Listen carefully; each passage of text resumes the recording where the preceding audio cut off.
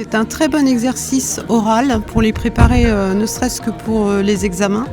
Alors je sais qu'il y avait des classes 4e, 3e, mais ça les aide à parler devant un public. Et ça a été très intéressant. Il y avait des très beaux projets aussi, très intéressants. Alors, moi j'ai eu aussi de très bonnes impressions de par la diversité des ateliers qui ont été proposés. On est tombé sur des groupes qui étaient quand même relativement impliqués et avec des profils qui étaient aussi très très différents.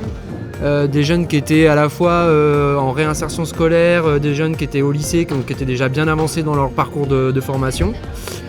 Et puis avec des projets qui étaient très différents les uns des autres, sur des thématiques très différentes aussi, et avec de très très belles réalisations. Il n'y avait pas de redondance dans les sujets, c'est-à-dire on aurait pu tomber sur des sujets qui étaient toujours un peu identiques. Non, c'était vraiment, vraiment très très bien.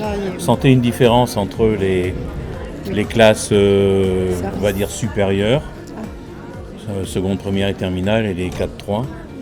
On sentait vraiment la différence.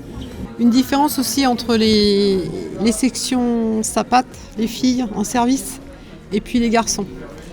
C'était pas les mêmes thèmes et on sentait qu'elles étaient plus habituées à parler du public et pas de école. Enfin voilà, c'était plus naturel.